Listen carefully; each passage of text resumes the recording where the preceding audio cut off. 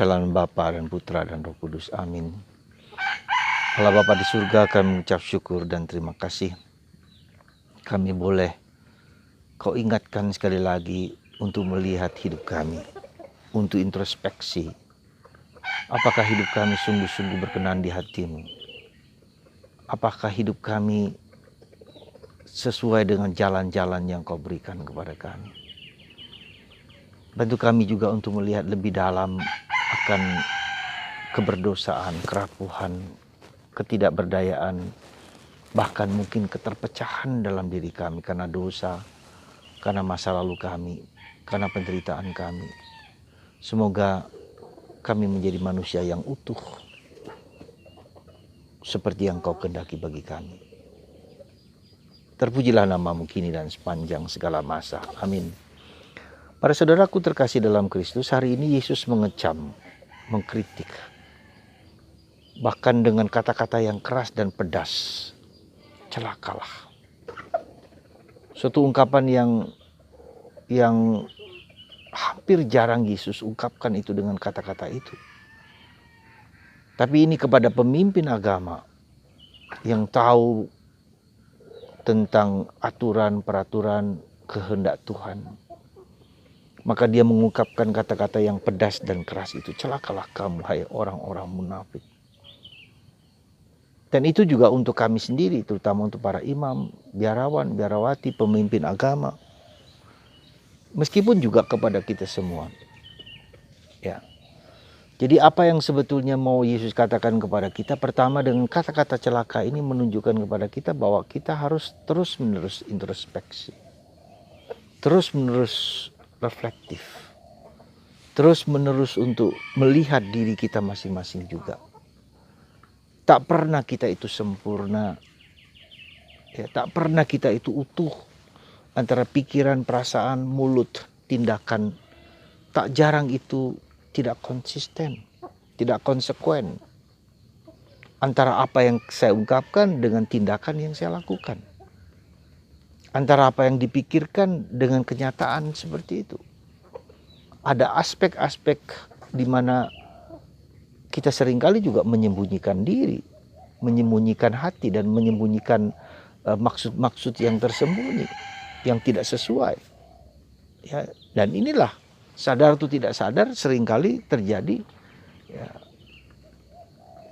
Dan itu membutuhkan suatu tindakan reflektif yang setiap hari harus kita lakukan.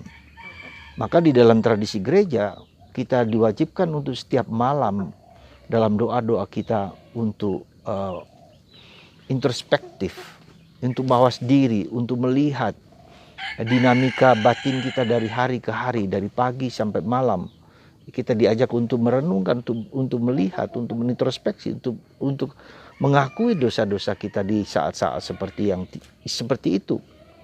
Nah, jadi saya harap tradisi gereja ini perlu kita lestarikan terus-menerus. Ya. Karena apa? Karena kita lihat bahwa hidup kita itu banyak kali ada keterpecahan. Karena dosa, ya, karena kelemahan, karena kerapuhan, karena luka batin, seringkali tidak konsekuen antara apa yang dipikirkan dengan apa yang diucapkan dan apa yang ditindakkan. Kita bisa mengomong banyak tentang cinta kasih, tetapi kita juga mengabaikan orang-orang di sekitar kita. Apakah itu suami, apakah istri-istri, apakah itu orang tua, apakah siapapun. Ya, dan itu kita lihat dari mulut kita, dari tindakan kita, dari perilaku kita, dari sikap kita. Nah, jadi saudaraku terkasih dalam Kristus, selain kita introspektif, juga kita harus selalu bertobat. Ya, harus bertobat. Ya, bertobat untuk dengan introspeksi itu kita memulai untuk melihat apakah hidupku itu sampai sekarang itu sesuai dengan apa yang Tuhan kehendaki. Apakah hidupku itu sesuai dengan garis-garis yang Tuhan kehendaki bagiku? Ya. Ataukah kita terlalu jauh? Ataukah kita terlalu melenceng? Dan itu membutuhkan suatu teguran kerap kali juga lewat apa? Macam-macam.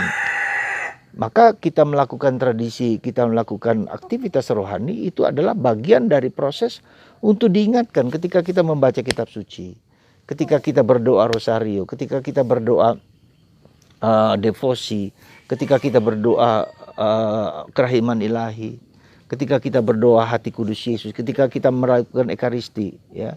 Itu semua menjadi bagian proses di mana kita terbuka dan membuka diri, dan kemudian kita ditegur, disapa, diingatkan untuk mengikuti jalan yang benar. Ya. Nah, untuk apa? Kita lihat dalam Injil Lukas dikatakan berkali-kali bahwa Yesus bertumbuh semakin besar, semakin dewasa, semakin matang, ya, dicintai oleh Allah dan dicintai oleh manusia. Jadi dengan kata lain kita diajak untuk dalam aspek tertentu dipanggil untuk kepada kekudusan, ya, dipanggil kepada kekudusan, ya, dipanggil kepada kesucian. Kekudusan dan kesucian itu tidak berarti hanya tidak tanpa noda, tanpa salah, ya. Ya memang diharapkan demikian, tetapi tidak selalu bisa demikian. Tidak mungkin kita tanpa salah. Tetapi yang penting adalah kecenderungan hati kita hanya untuk memilih Allah di atas segala sesuatu itu, ya. Jadi arahnya bahwa kecenderungan hati kita hanya untuk memilih Allah, ya, Allah yang menjadi pegangan kita. Bahwa pada saat tertentu kita jatuh, melenceng atau apa, ya, itu bagian dari proses untuk memahami, menjalankan apa yang menjadi kehendak Tuhan. Nah, itulah saudaraku terkasih, panggilan kita harapkan bahwa kita menjadi suci, menjadi baik sesuai dengan kehendak Allah. Dan lebih dalam lagi adalah panggilan kita untuk semakin mendengarkan suara Roh Kudus. Suara hati kita, suara di dalam batin kita. Nah, inilah menjadi sesuatu yang tantangan besar dalam diri kita, adalah bahwa hidup kita itu bukan hanya aspek lahiriah, aspek yang nampak, aspek yang kelihatan, ya, yang seringkali kita ingin tutupi, ingin tunjukkan kepada orang lain sebagai baik, ya. Nah, maka itu seringkali kita jatuh melihat orang pada aspek lahiriah seolah-olah itu baik, indah dan seterusnya, yang ingin ditampilkan oleh orang memang begitu. Tapi kita tahu di bawah sadar kita adalah manusia yang rapuh, manusia yang lemah, manusia yang dalam tanda petik yang bejat, yang jelek, yang tak pantas dan layak. Ya, jadi disitulah perjuangan kita untuk memasuki relung-relung batin yang terdalam, gitu, ya. Aspek unconsciously, aspek subconsciously yang tak jarang mendominasi kehidupan kita. Nah, bagaimana caranya? Seringkali harus kita jujur katakan, Tuhan memberikan kepada kita secara mondial, yaitu dengan COVID ini, dengan pandemi ini.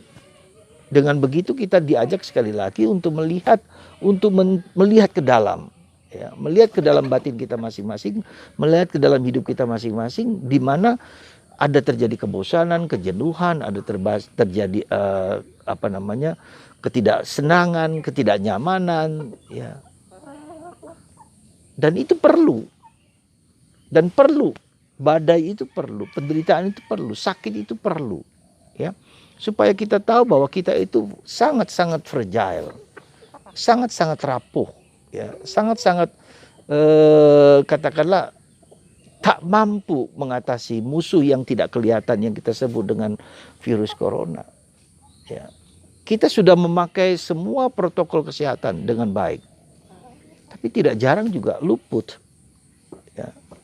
Dan ketika kita sakit, betapa sulitnya, betapa tidak mudahnya, ya, pikiran, hati, seluruh kita tidak nyaman. Bagaimana kita mau berdoa? Nah, disitulah yang menjadi satu kekuatan kita akhirnya hidup batin kita. Ya, Roh Kudus, roh di dalam hati kita itu yang berdoa untuk kita, kata Santo Paulus. Nah, itu tergantung bagaimana kehidupan kita sekarang ini ketika kita masih hidup. Ya, ketika itu hidup rohani kita dilatih, maka ketika dalam situasi yang berat ini kita menjadi tahu bagaimana bisa mengatasi problem itu, ya. Apa yang kita lakukan secara rohani itu mendidik, ya, melatih, seperti orang harus dilatih, ya. Sehingga ketika keadaan sulit kita dapat dan mampu untuk mengatasi dan mengolahnya, ya. Nah, bisa kita lihat, Anda bisa bertanya, kita bisa bertanya pada diri kita sendiri. Sejauh mana kita mampu mengatasi situasi yang tidak menentu, situasi yang kacau, situasi yang membosankan, situasi yang menjenuhkan, situasi yang mengeringkan, menyulitkan, padang gurun ini yang begitu dalam, tidak ada banyak hiburan. Kita mau di rumah hanya berjalan keliling-keliling dapur, kamar mandi, kamar tidur, kamar tamu, TV, segala macam, atau komputer, itu diputar-putar, muter-muter, kebalik ke sana kemari. Ya. Apa yang terjadi? Kebosanan, kejenuhan. Apa yang bisa kita lakukan? Kita mungkin bisa melihat HP, kita mungkin bisa melihat internet, kita mungkin bisa melihat apa, tapi tidak cukup. Bosan terus bosan, lama-lama jenuh, lama-lama bosan juga. Nah, itulah sebetulnya, di titik itulah kita harus masuk ke kedalaman. Tebarkan jalamu di tempat yang lebih dalam, kata Yesus. Pergilah ke atas gunung seperti Yesus menyendiri. Ya, pergilah, masuklah ke lubuk hatimu yang terdalam.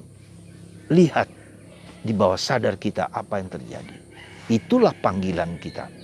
Supaya kita menjadi pribadi yang utuh antara pikiran, perasaan, mulut, tindakan, hati.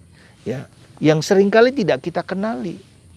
Hati kita yang memberontak itu tidak kita kenali, kita nggak pedulikan.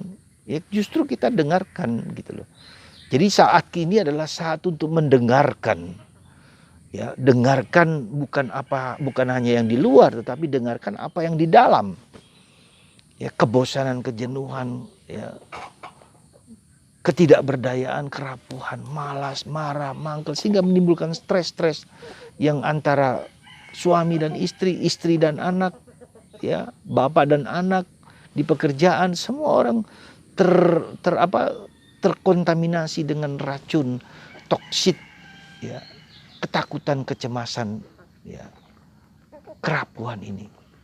Nah, maka mari saudaraku, kita tidak boleh bersandar kepada kekuatan kita sendiri, supaya tidak bersandar dengan kekayaan kita sendiri, tidak bersandar dengan kemewahan keluarga kita. Jangan bersandar pada apa yang lahiriah, tapi bersandarlah kepada yang batinia, di mana Tuhan tinggal hadir di lubuk hati kita yang terdalam. Tuhan memberkati Anda semua untuk menjadi manusia yang bersih, yang suci, yang murni, yang kudus.